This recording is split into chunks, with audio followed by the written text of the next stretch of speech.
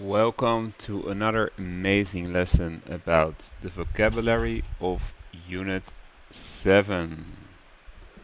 We're gonna talk about the new vocabulary.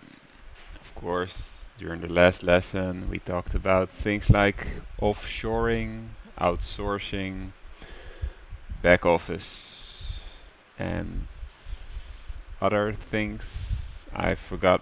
You can all check the vocabulary on page, I think it's around page 150, I'm not sure, but the vocabulary is at the end of the book. Today we're going to talk about the words database, shortage, overhead, pilot project, productivity, service work, service provider, and knowledge work. Alright. Well, these are some things to think about. Just pause and think about these sentences. Think in English, please.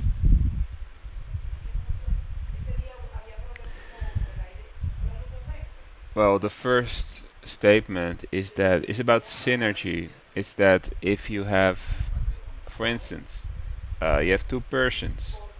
Well, they can be very happy individually, but together they can be even more happy. So this is not an, an example of 1 plus 1 is 2. This is an example of 1 plus 1 is 3. And what are the advantages of globalization? That Well, just pause and think about this statement, please.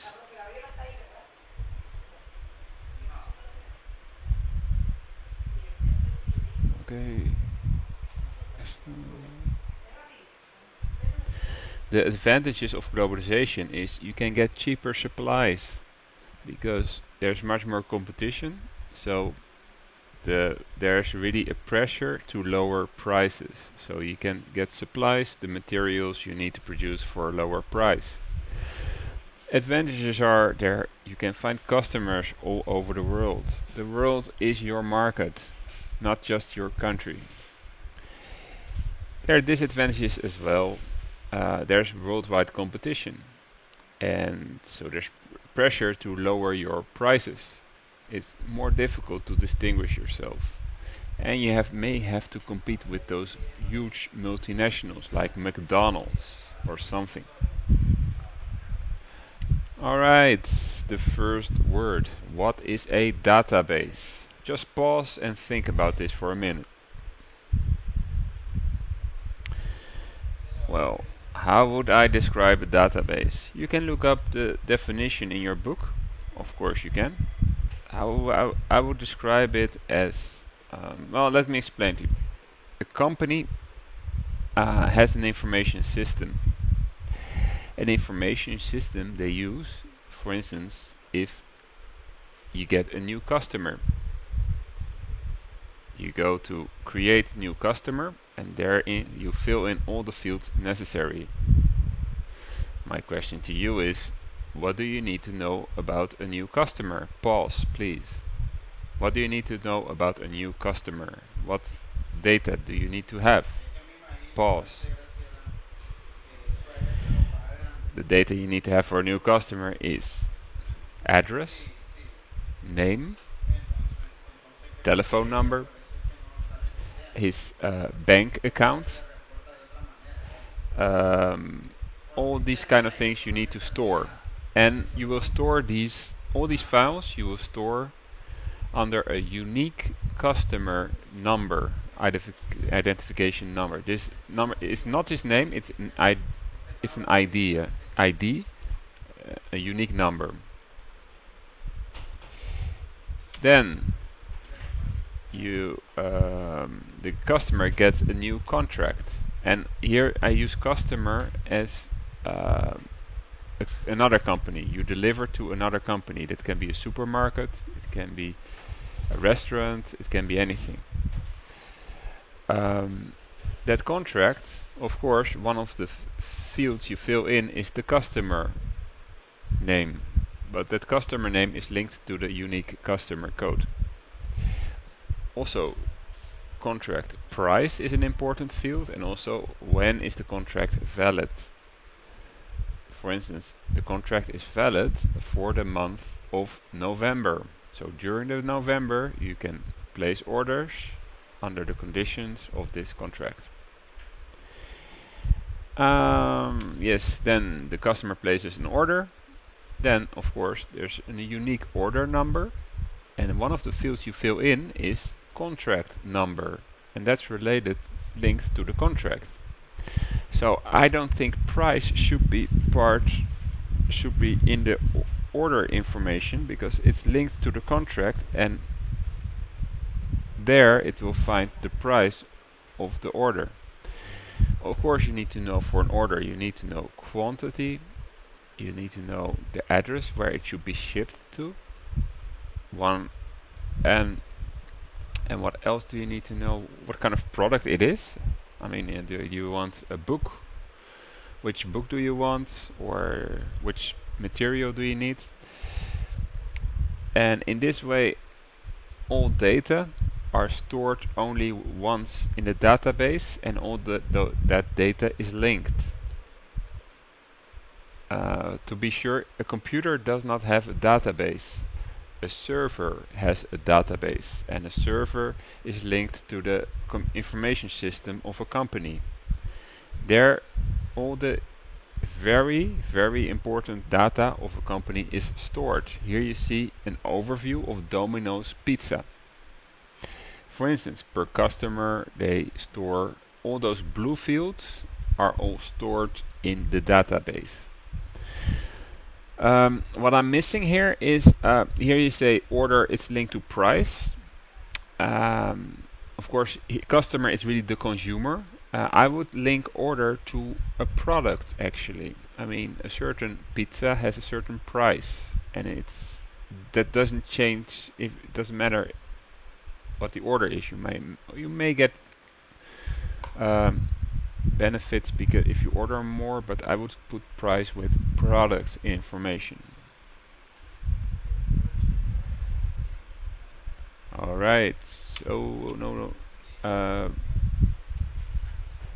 about databases, you only have to store things once, and of course the data can be used for a lot of different purposes. If a customer has placed an order and the order has been delivered, that information can be used for administration.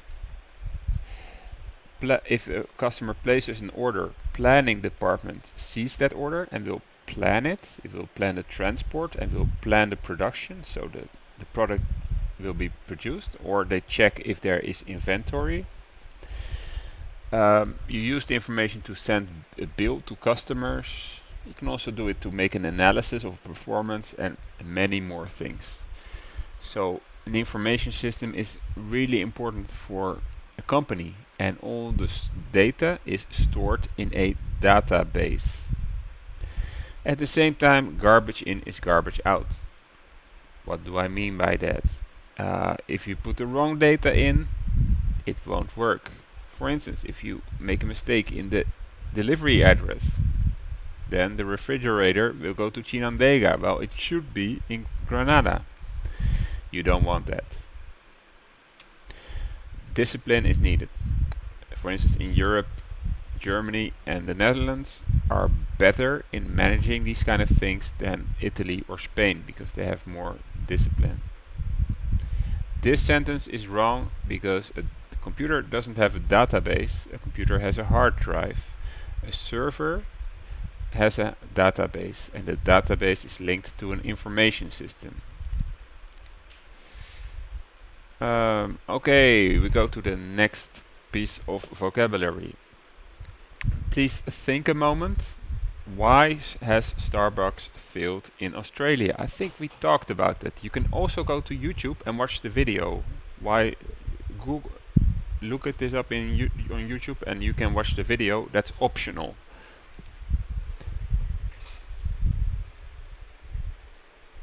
So pause please and think about this.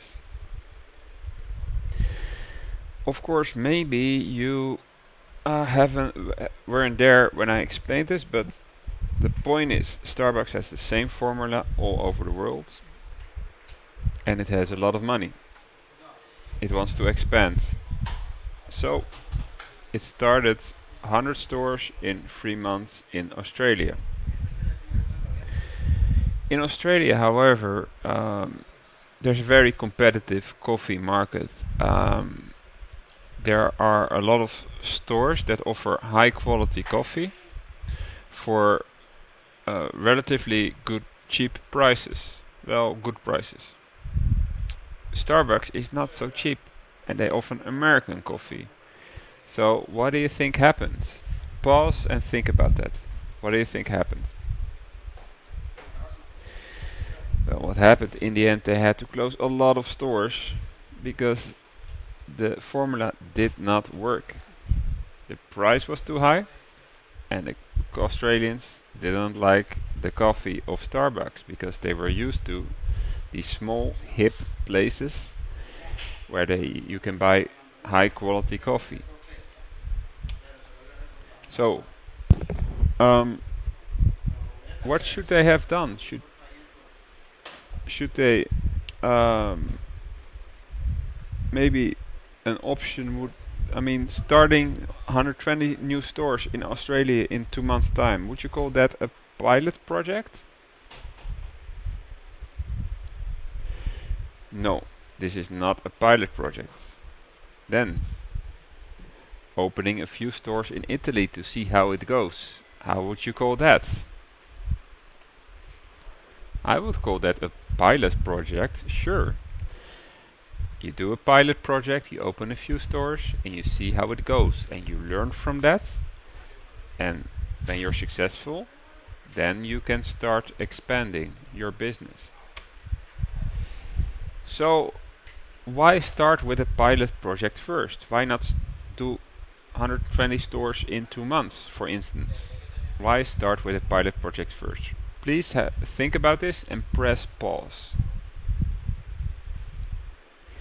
The reason is because you need to see if it's successful. Many big companies have great ideas, but many great ideas didn't work out. The customers were not interested in the product. They didn't buy it, and in this way you can lose a lot of money. You can learn from mistakes. It's less risky and it's quicker. Also, it costs less money.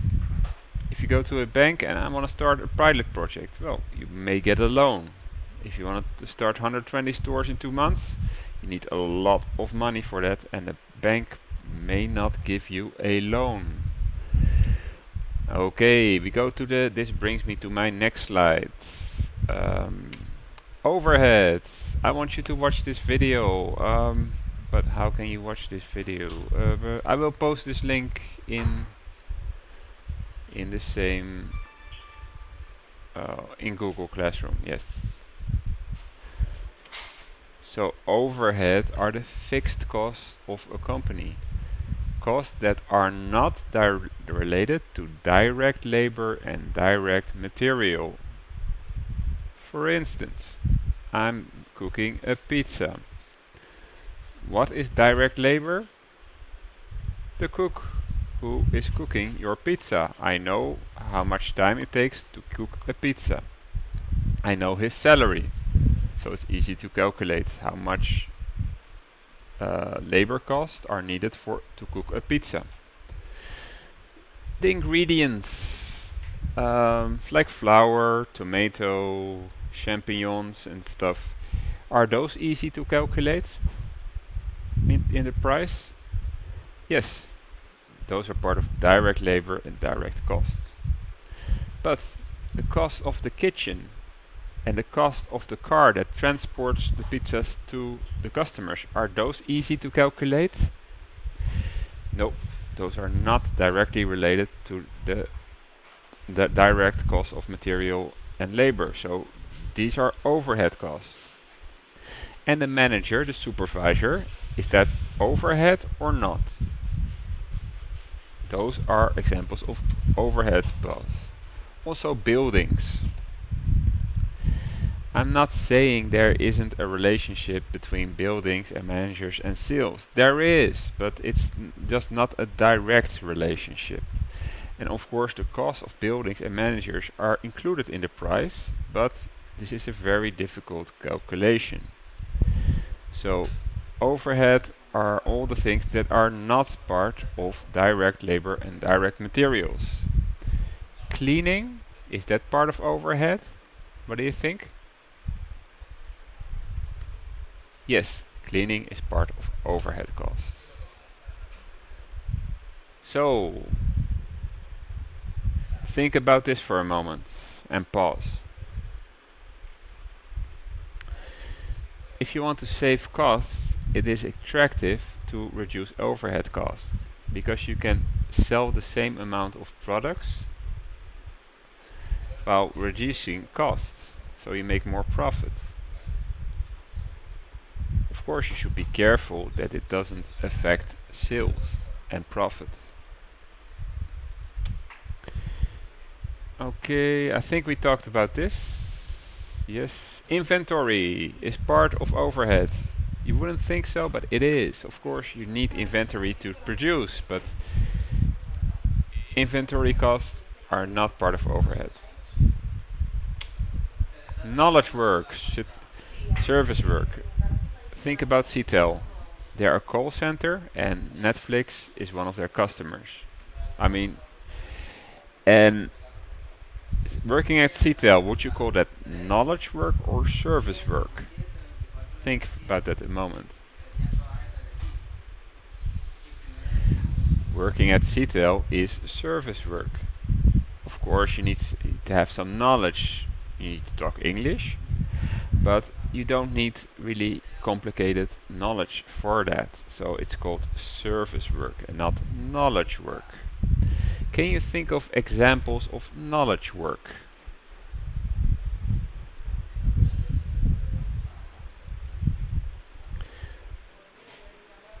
I would call IT support, information technology support, or help with computers, that's knowledge work. I would call programming, that's knowledge work. And what do you think? A call center that helps people, but the call center is a call center of a bank. Is that knowledge work? I think so, it depends, but I think it's knowledge work because to help customers of a bank you need to have a certain amount of knowledge. Okay, so what's the main reason of offshoring? The main reason for offshoring is of course to reduce costs or to reduce labor costs. Can you fill in this gap? What word should be in this gap? Pause please. The word should be shortage. Shortage. And now think a moment. For your study, is there a shortage of qualified people for your study in Nicaragua? Yes or no? What do you think? Pause and think about that for a minute. Then think, for what kind of studies would you say there's a shortage of qualified people in Nicaragua? Or for what kind of jobs? Pause, please. Service provider. Okay, service provider. Of course, you can look up the definition at the end of the book. Generally, service provider are companies that offer certain kind of services, but especially related to computers. So, Claro for your internet, for instance.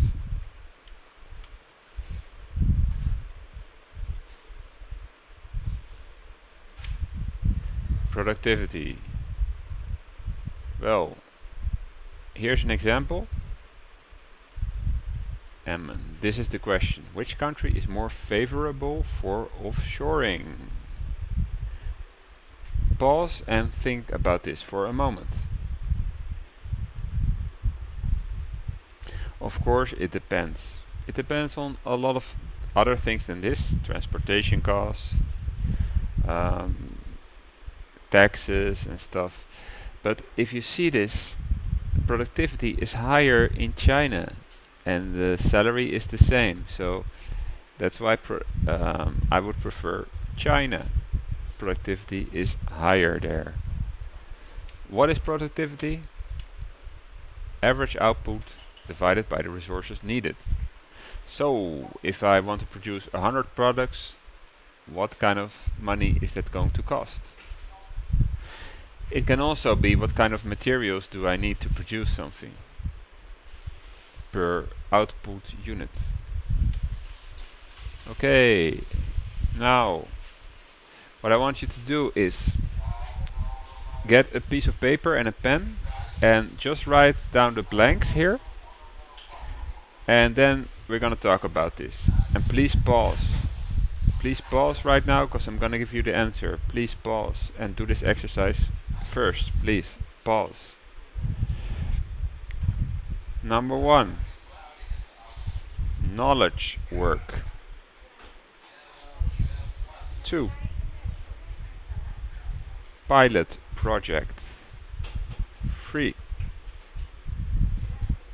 overhead. 4, shortage. 5, database. 6, wait, what is 6? Productivity. Productivity, yes, is 6. Good. Now we have this role play, but I'm gonna ask you to, you are going to be two person. You're going to be person A and you respond to person B and the other way around. And you can send me an audio speech file of this. Use speakpipe.com or voc2.com. So speakpipe.com or voc2.com. Send it to my mail and I will give you feedback how you did. Because it's not only important to know these words, you should also be able to use these in a correct way in the sentence, with the right verbs in the right context. So please do this. You can also make this a writing assignment if you want. You can write something about this. That's okay. And I will give you feedback so you learn. This will really prepare you for the exams. Okay, I think this was it. Yes. Whoa, yes.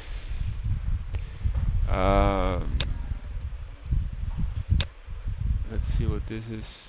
Oh, these are the basics. We already talked about this. Yes. Okay, thank you very much for doing this lesson. I hope it was useful, and see you soon.